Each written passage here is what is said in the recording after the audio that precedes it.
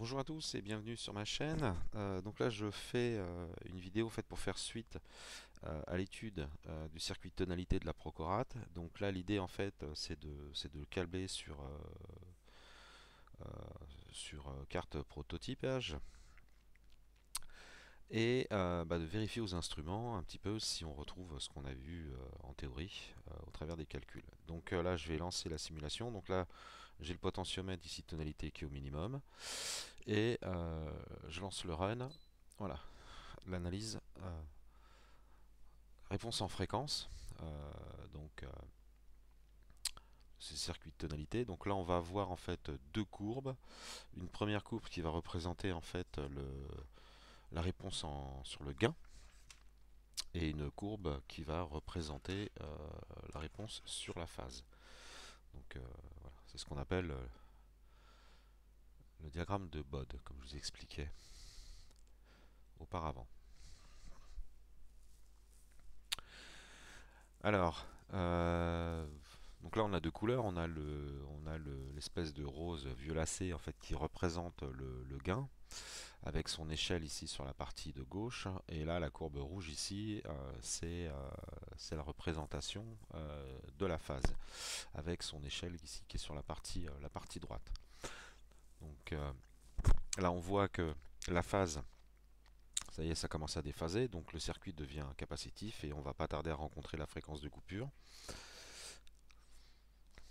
Donc là, il sera adapté à l'échelle à chaque fois, bien entendu. On va le laisser terminer. 10K, donc de toute façon, j'ai bridé à 100K, donc il va bientôt se terminer. Voilà, donc là, il a fini. Je fais un stop. Et on va aller faire la lecture de ce gain. Donc là, j'ai bien 0 dB ici. Et la fréquence de coupure, alors là, je suis à 100, 200, 300, 400. On avait dit 432 ici, voilà. Voilà, je suis ici, hein. Donc là, il n'y a pas de souci. Voilà, ce qu'on a vu en théorie, on le retrouve bien en pratique.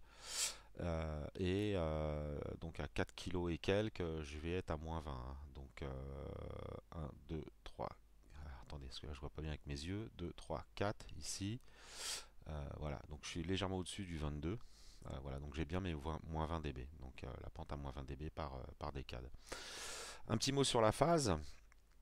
Donc, au départ, hein, si reprend le raisonnement intuitif, hein, basse fréquence, on a vu que le condensateur, en fait, on pouvait l'enlever, donc on était complètement résistif, donc on ne déphase pas. Et autour de la fréquence de coupure, le circuit, voilà, il va commencer à devenir capacitif. Et donc là, on va commencer à déphaser, voilà, jusqu'à un déphasage total, voilà, qui arrive aux alentours enfin, qui pas aux alentours, mais précisément à moins 90 degrés.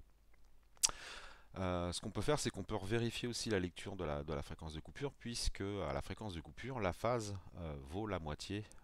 Donc on est à moins 45 degrés. Alors je vais essayer de voir si on peut le choper facilement. Évidemment, c'est une échelle 15, 15, 15. Alors là, ça va pas être facile. Le moins 45, on va être à peu près ici, quoi. Donc là, on va remonter là. Voilà. Donc il y a pas, voilà, tout concorde. Voilà. Donc là, maintenant, je vais pousser le potentiomètre maintenant au taquet. Et puis on va aller voir si on retrouve nos fameux 32K. Donc là, je lui refais resetter et refaire un nouveau run. Donc ça prend un petit peu de temps parce qu'en fait j'ai la possibilité de choisir le nombre de points par décade en termes de précision. Donc moi par défaut, voilà, je veux quelque chose d'assez précis, donc je balance du 10 points. Donc le balayage est un petit peu long. Euh,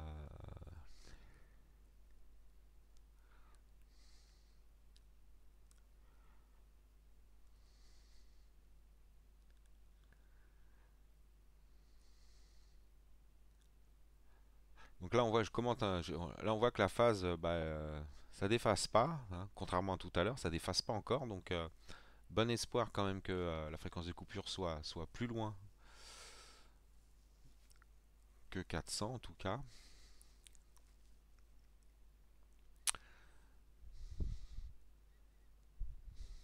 Elle commence légèrement à descendre. 4 degrés, ouais, bref, elle est à peine à moins 5. Donc là, il va se réadapter à l'échelle après. Donc dès qu'il va être à moins 45 degrés, on va pas être loin d'être à notre fréquence. Voilà.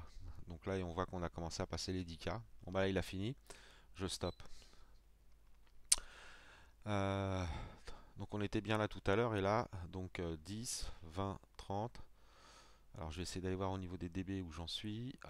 Ah là c'est un peu mieux. Donc là 2, 2, 4, 2, bah, plein centre ici. J'ai moins 3. Alors je vais essayer de suivre avec mon doigt. Voilà, je suis ici. Voilà, donc 30. Voilà. Alors là, avec mes yeux, je vois 30, mais voilà. Si j'arrivais à zoomer, voilà, 32, ouais, on voit 30, mais je suis peut-être, voilà, donc 30, 30, voilà. Alors 30, 32. Après, faut pas s'inquiéter, hein, si vous voyez 25 ou 35, faut quand même pas oublier que quand je fais mes calculs en théorie, c'est-à-dire que je pars du principe que mes résistances et mes condensateurs sont à une tolérance de 0%, pas de déviation. Dans la vraie vie, voilà, les condensateurs, c'est 10 voire 20%, euh, et mon potentiomètre c'est du 20% de toute façon, hein. J'ai pas pris du haut de gamme, c'est de l'alpha. Ma résistance, là je dois être sur des résistances de 5%, donc vous voyez, voilà, on va dire à 5-10% près, on doit être dans les clous, hein. Et ben voilà les amis, pour ce qui est de la vérification, bah, je vous laisse là-dessus et puis bah, je vous dis à bientôt pour la suite des vidéos puisqu'on va attaquer maintenant le filtre passe haut. Et puis j'essaierai voilà, au travers à chaque fois de revenir un peu au niveau des instruments pour vous montrer physiquement un petit peu comment que ça se passe, hein. Allez, ciao ciao et à bientôt.